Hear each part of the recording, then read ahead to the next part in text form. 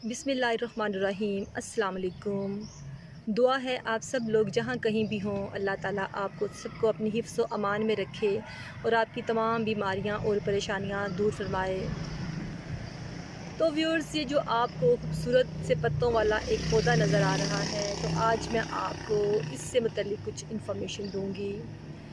इसको viewers inch plant कहते हैं, सिल्वर इंच प्लांट। और इसके अलावा इसके और भी कुछ नाम हैं कि इसको ट्रेडिसेंटिया ज़ेब्रीना भी कहते हैं, इसको ज़ेब्रीना पेंड्यूल भी कहते हैं, इसको वांडरिंग जू भी कहते हैं और इसको वांडरिंग ड्यूड भी कहते हैं। तो इसके इतने सारे नाम हैं और इसका जो नाम है वांडरिंग जू, इस नाम की भी एक हिस्ट्री है कि ये एक कैरेक्टर है, स्टोरी का कैरेक्टर है जिसके नाम पे इसका ये नाम था। और दूसरा ये कि ये जो कैरेक्टर है कोई जीसस क्राइस्ट के साथ इसका कुछ उसके साथ रिलेट करके कोई स्टोरी है, तो आप गूगल करेंगे तो आपको कुछ पता चलेगी ये स्टोरी।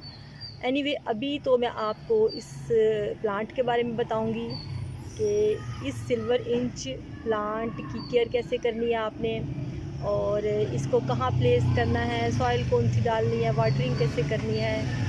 तो इस खूबसूरत के प्लांट के बारे में मैं आपको ये इन्फॉर्मेशन दूंगी। लेकिन इससे पहले अगर आपने मेरे चैनल को सब्सक्राइब नहीं किया तो मेरे चैनल को प्लीज़ सब्सक्राइब कर लें, ताकि मेरी हर आने वाली नई और अच्छी वीडियो में जो भी इन्फॉर्मेशन है वो आप तक पहुंच सके।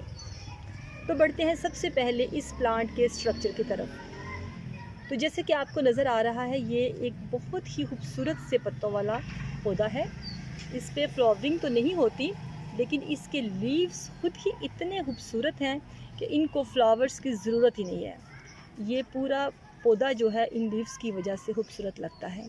ये आपको नीचे से पर्पल, ये देखिए नीचे से पर्पल होंगे और ऊपर से लाइनिंग की शक्ल में होंगे, और इन लाइंस की वजह से ही इसको ज़ेब्रीना प्लांट भी कहते हैं कि इस पे सिल्वर और ग्रीन लाइंस हैं और नीचे वायलेट या जिसे आप कह रहे हैं पर्पल कलर है। तो इन पत्तों की जो बनावट है वो इस पौधे को खूबसूरत बनाती है। और ये जो प्लांट है ये बहुत ऊंचा नहीं होता, बल्कि ये नीचे नीचे बेल की तरह ही ज़मीन पर ही फैलता जाता है।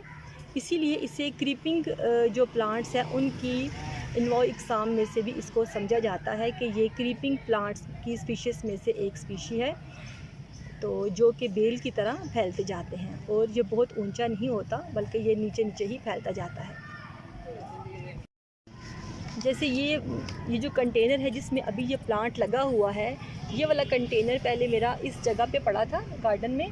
तो उस कंटेनर से एक टहनी जो थी वो नीचे लग रही थी, तो वो टहनी एक ही नीचे लगी ज़मीन के साथ और उसने जड़ पकड़ ली ज़मीन के साथ, और ये सारा एक ही ब्रांच के साथ सारा ये फैलता चला गया। तो व्यूअर्स, इनफैक्ट ये जो मेरा प्लांट है ये बहुत भरा हुआ कंटेनर था। अभी तो आपको नज़र आ रहा होगा ये थोड़ा सा ये जो नया निकल रहा है ये फुल भरा हुआ था। तो वो जो पुरानी ब्रांचेस होती हैं ना, वो कुछ ओल्ड हो जाती हैं और उनका कलर भी उस तरह से फ्रेश लुक नहीं देता। तो मैंने इस सारे प्लांट की ऊपर से कटिंग की है और कटिंग के बाद ये नया प्लांट निकल रहा है। और इसी तरह आप लोग भी ऐसा ही करें। जब ये प्लांट काफ़ी इसके पत्ते कुछ माह हो जाएं तो आपको लगे कि इनका कलर जो है ना वो उस तरह से नहीं, फ़्रेश लुक नहीं लग रही। जब इनके कलर इसके प्लांट के पत्तों की फ़्रेश लुक नहीं लगती, तो इसके प्लांट के पत्तों का कलर बिल्कुल ऊपर नीचे से सेम डार्क से कलर का हो जाता है। ये जो आपको लाइनिंग नज़र आ रही है ना, इस तरह ये भी ख़त्म हो जाती है और सेम एक जैसे पत्ते हो जाते हैं। और अगर बात करें कि इसको हमने प्लेस किधर करना है, तो इनफैक्ट व्यूअर्स ये हैंगिंग प्लांट्स है कि अगर आप इसको अपने टेरेस में लगाते हैं बास्केट्स के अंदर, तो ये बहुत अच्छा भी लगता है और बड़ा खूबसूरत भी नज़र आता है और ग्रो भी बहुत अच्छा करता है। ये फास्ट ग्रोइंग प्लांट है और बड़ी जल्दी से ये बढ़ता जाता है। तो सबसे बेस्ट जो प्लेस है ना इसकी, वो आप इसको अगर बास्केट्स के अंदर हैंगिंग बास्केट्स में लगाते हैं तो ये उधर सबसे ज़्यादा खूबसूरत लगता है। क्योंकि जब भी कभी इसको आप बास्केट में लगाते हैं तो इसकी जो ब्रांचेज़ हैं वो नीचे की तरफ लुढ़कती हैं और नीचे की तरफ बढ़ती जाती हैं, जिससे पूरी एक खूबसूरत सी शेप आती है उस बास्केट की। और जिससे ये इसकी खूबसूरती को आप ज़्यादा इंजॉय कर सकते हैं अगर आप इनको हैंगिंग बास्केट्स में लगाते हैं। और इसके अलावा आप इसको कंटेनर में भी लगा सकते हैं, लेकिन चूँकि इसकी रूट्स जो है ना वो बहुत नहीं ज़्यादा गहरी नहीं होती, इसलिए आप इसको 4 से 5 इंच के जो कंटेनर है या जो गमले हैं उसमें भी आप इसको ग्रो कर सकते हैं, कि इसको बहुत बड़े प्लांटर की या बहुत बड़े कंटेनर की ज़रूरत नहीं होती। और मैंने भी जब ये प्लांट लेके आई थी तो मैंने भी इसको हैंगिंग बास्केट्स पे लगाया था, लेकिन बैड लक ये हुई कि मेरी पोर्च में जहाँ मैंने इनको लटकाया और टेरेस में, तो वहाँ पे धूप बहुत तेज़ आती थी, तो उस वजह से ये प्लांट सरवाइव नहीं कर पाया और इनके लीव्स रेड होते गए। तो अभी मैं आपको कुछ छोटे अपने कंटेनर दिखाऊंगी भी जिसमें मैंने लगा के रखे थे, तो वो धूप की वजह से ख़राब हो गए। तो फिर मैंने उन में से निकाल के तो इसको इस वाले प्लांटर में लगा दिया, क्योंकि ये जगह जिस जगह पे मैंने अभी इसको रखा हुआ है तो ये इसके लिए बेस्ट प्लेस, यहाँ पे इनडायरेक्ट सनलाइट इसको बहुत अच्छी आती है और उसका आप रिज़ल्ट भी देख रहे हैं कि कितना खूबसूरत ये और फ्रेश लुक दे रहा है और खूबसूरत सा निकल रहा है। और ये जो सबसे ख़ास बात है इसकी, अगर केयर की बात की जाए तो अगर आप इसकी जो ब्यूटी है इसको इसी तरह एंजॉय करना चाहते हैं और इसको इसी तरह खूबसूरत और हरा भरा रखना चाहते हैं, तो आपको इसको ऐसी जगह पे प्लेस करना है जो कि इसकी इनफैक्ट रिक्वायरमेंट है। यानी इसके लिए जो रिक्वायरमेंट है वो है ब्राइट सनलाइट, इनडायरेक्ट सनलाइट। ठीक है, जब आपने इसको डायरेक्ट जो सनलाइट में नहीं रखना कभी भी, ये इसके लिए ब्राइट इनडायरेक्ट सनलाइट यानी कि थोड़ी सी धूप और थोड़ी सी छाँव जहाँ आती है वहाँ पे आपने इसको प्लेस करना है। और अगर आपने इसको सारे दिन की सनलाइट में या 5 से 6 घंटे की इवन भी आपने इसको सनलाइट में रख दिया तो इसके पत्तों का कलर बिल्कुल चेंज हो जाएगा और आहिस्ता आहिस्ता इसकी जो ब्रांचेस हैं वो ड्राई होना शुरू हो जाएंगी। तो जैसे कि मैं आपको दिखाती हूँ, ये मेरे कुछ छोटे छोटे गमले थे, मैंने इनको लगाया। चूँकि मेरे टेरेस पे बहुत ज़्यादा धूप आती है तो उसमें ये पत्ते सारे इसके देखें डेड तकरीबन हो गए और इसकी ब्रांचेस भी देखिए अंदर से वो डेड हो गई। और सेकंड नंबर पे ये कि आप इसको सबसे इसकी जो मुझे एक तो हैंगिंग बास्केट्स है और दूसरी बेस्ट प्लेस जो मुझे लगती है ना, जितने भी क्रीपिंग प्लांट्स होते हैं तो आप कोई सी भी जो बड़ा पौधा है जो आपने किसी कंटेनर में लगाया हुआ है उसकी बेस में आप इसको लगा दें, तो वो एक तो नीचे से सारी उसकी बेस की प्लांटर की फिल हो जाती है और एक ब्यूटीफुल लुक भी आ जाती है। तो इस तरह इस प्लांट को आप किसी भी पौधे की बेस में भी लगाएं तो ये बहुत ही खूबसूरत लगता है, क्योंकि इसकी रूट्स बहुत बड़ी नहीं होती। तो ये जो आपको जिस पौधे की भी बेस में इसको लगाएंगे ना उसकी ग्रोथ पे कोई इतना फ़र्क नहीं पड़ेगा, बल्कि ये उसको एक खूबसूरत लुक देगा, यानी उसकी खूबसूरती में इजाफा ही करेगा। इस तरह से आप इस प्लांट को किसी पौधे की बेस पे भी लगा सकते हैं। जैसे कि ये एक मेरा मोतिये का पौधा था और उसके साथ मैंने इसको लगाया है, अभी लगाई हैं इसकी कुछ ब्रांचेस। तो इस तरह ये फैल के पूरी नीचे जो उसकी बेस है उसको कवर करेगा और उसको खूबसूरत भी बनाएगा। और अगर बात की जाए कि आपने इसको पानी कितना देना है, तो व्यूअर्स इसके लिए पानी बहुत ज़रूरी है। इसकी जो मिट्टी है ना वो मॉइस्ट होनी चाहिए। अगर आप इसकी मिट्टी को ड्राई रखेंगे तो ये पौधा उस तरह से ग्रो भी नहीं करेगा और फ्रेश लुक भी नहीं देगा। इसलिए रेगुलर बेस पे देखिए, अगर इसकी मिट्टी खुश्क हो गई है तो इसको पानी दे दें। बाकी जब पानी देते वक्त आप ध्यान करें कि पानी उतना ही दे जितनी कि इसकी रिक्वायरमेंट है। इसके पत्तों को स्प्रे बॉटल के साथ आप स्प्रे से उनको उनकी डस्ट वगैरह साफ़ कर दें, लेकिन पानी इसको इसकी कोशिश करें कि पौधे की तय में ही पानी दें। और इसके अलावा आप इस प्लांट को इंडोर में भी रख सकते हैं, क्योंकि ये इंडोर प्लांट भी है।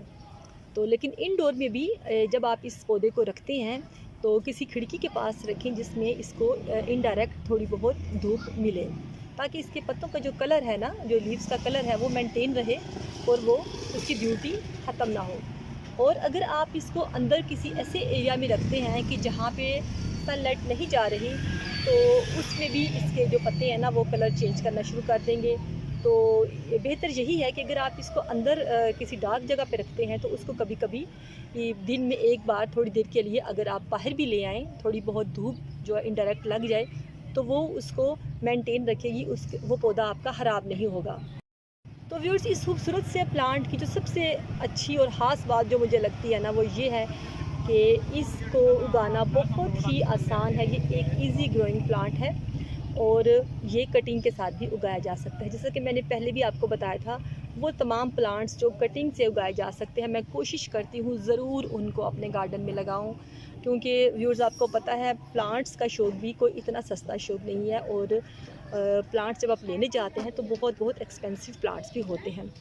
तो जो कटिंग वाले प्लांट्स होते हैं, एक तो वो आपको थोड़ी कम पैसों में भी मिल जाते हैं, दूसरा ये कि आप जब उनको लेके आते हैं तो आप उस एक प्लांट से बहुत सारे प्लांट्स बना लेते हैं। तो आपके जो आप चाहते हैं कि मैं ज़्यादा प्लांट्स लगाऊं, तो आपकी वो कमी भी पूरी हो जाती है। आप साथ साथ उनकी कटिंग्स को उगाते जाते हैं और आप अपने प्लांट्स को बढ़ाते जाते हैं। तो इसकी कटिंग को जो उगाने का तरीका है, वो आपने इसकी 3 से 4 इंच की अगर आप ब्रांच लेते हैं और उसको आप एक नए कंटेनर में लगा देते हैं, तो उससे एक ये नया पौधा बन जाता है। तो व्यूअर्स, इसकी हम कुछ ब्रांचेस लेंगे और देखेंगे कि उनको आप कैसे उनकी कटिंग्स को लगा सकते हैं। ये 3 से 4 इंच की आपने ब्रांच लेनी है। जैसे ये वाली एक ब्रांच हमने काट ली और एक ब्रांच हमने ये वाली ले ली। इसके अलावा एक आप ये वाली ब्रांच ले लें।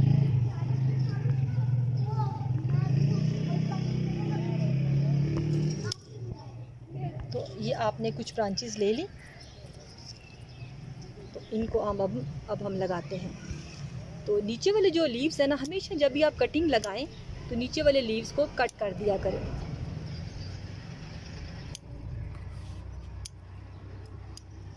इस तरह से तमाम जो जितनी भी हमने ब्रांचेस ली हैं उनके नीचे लीव्स को कट कर लेंगे और अब हम उस दूसरे जो लगाते हैं। तो व्यूअर्स, ये हमने कुछ ब्रांचेस काट ली हैं और उनके नीचे नीचे से हमने लीव्स भी काट ली हैं। और जो मज़े की बात है वो ये कि इन ब्रांचेस को हम पानी में भी लगा सकते हैं और मिट्टी में भी लगा सकते हैं। पानी में इस तरह से आप लगा दें और कुछ ही दिनों में ये जो टहनियाँ हैं ये रूट्स पकड़नी शुरू हो जाएंगी।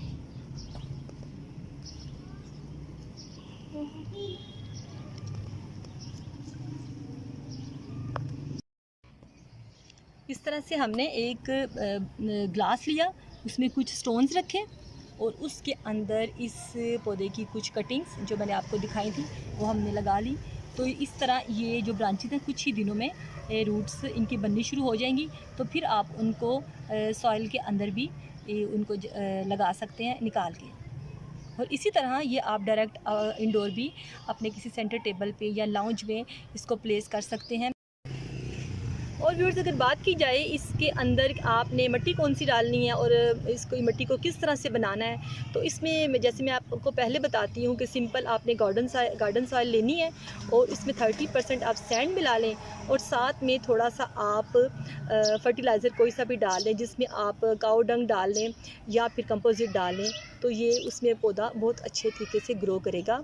बाकी इस पर फंगस का कोई इतना ख़ास नहीं हमला होता, लेकिन फिर भी मंथ में एक बार आप अपने पौधों में स्प्रे वगैरह ज़रूर कर दिया करें कि उससे उनकी ग्रोथ इफ़ेक्ट नहीं होती और वो बैक्टीरिया या फंगस से भी महफूज रहते हैं। तो व्यूअर्स, ये जो मैंने आपको दिखाए थे ये गमले कि जिनमें मैंने पौधे लगाए और टेरेस में रखे थे और तेज़ रोशनी की वजह से, तेज़ सूरज की रोशनी से ये ख़राब हो गए, तो हम इनको ऐसे करके निकाल देंगे सारे पौधों को। और इसकी जो कुछ टहनियाँ हैं ऊपर वाली जो ठीक है, मसलन ये वाली है, ये वाली टहनियाँ, ये वाली ब्रांचेस, इनको हम किसी अलग लगा दें कंटेनर में, इवन के या पानी में ही लगा दें, तो ये ग्रो करना शुरू हो जाएंगी। ये जो डेड लीव्स है इनको आप निकाल दें और ऊपर से ब्रांचेस आप नए बर्तन में लगा लें। तो ये जो ड्राई मेरे प्लांट्स थे, इन सब से मैंने ये वाले जो कुछ इसकी टहनियाँ लाइव थी वो मैंने निकाल ली हैं। तो इनको मैं अब एक अलग कंटेनर में लगा लूँगी। ये देखिए इस तरह, ये देखिए ये अब ब्रांच है तो इसको निकाल लूँगी इस तरह। ये सारी ब्रांचेस पे अलग कर लूँगी। और व्यूअर्स, आप देख रहे हैं कि इनके जो लीव्स का कलर है वो बिल्कुल उससे डिफरेंट है जो कि आपको मैंने पहले वाला अपना प्लांट दिखाया है। तो इसकी जो लीव्स का कलर है ना, वो अगर आप इसको ब्राइट सनलाइट में रखेंगे तो ये चेंज होना शुरू हो जाता है। तो उनमें से डेड लीव्स हमने कुछ फेंक दिए, और जो जो लीव्स फ्रेश थे, जो कुछ बेहतर थे, उनको इस तरह से एक मेरे पास ग्लास था, उसमें कुछ नीचे मैंने सीपियाँ डालकर और उसमें उसकी जो ब्रांचेस थी वो मैंने लगा दी। तो देखिए ये कितना खूबसूरत लग रहा है। तो व्यूअर्स, मेरा ख्याल है ये सिल्वर इंच प्लांट के मतलब आपको काफ़ी मालूमात मिल गई हैं, और जब भी आप अपने घर लेके आएंगे तो आपको ये ज़रूर काम आएंगी। तो आप इस खूबसूरत से प्लांट को ज़रूर अपने गार्डन का हिस्सा बनाएं, और इस एक पौधे से बहुत सारे पौधे बनाते जाएं। तो व्यूअर्स, अपना और अपनी फैमिली का बहुत ख्याल रखिएगा। अगर मेरी वीडियो पसंद आए तो लाइक कीजिएगा, मेरे चैनल को सब्सक्राइब कीजिएगा। इंशाल्लाह ताला नेक्स्ट टाइम फिर किसी अच्छी सी और नई वीडियो के साथ आपके साथ दोबारा मिलेंगे। व्यूअर्स, मैं कोशिश करती हूँ कि मैं आम लाइफ से रिलेटेड छोटे छोटे टॉपिक्स, छोटी छोटी वीडियोस आपके लिए लेके आऊँ, जिसमें हर टॉपिक शामिल होगा जो घर से रिलेटेड जितनी छोटी छोटी चीज़ें होती हैं, होम टिप्स होती हैं, मैं कोशिश करूँगी कि अपने चैनल पे आपको प्रोवाइड करूँ, जिनका लाइफ में मैंने एक्सपीरियंस किया है। तो वक्त के साथ साथ मैं इंशाल्लाह ताला आपके साथ शेयर करती रहूँगी। तो अगली वीडियो तक के लिए इजाज़त दीजिए। खुदा हाफिज़।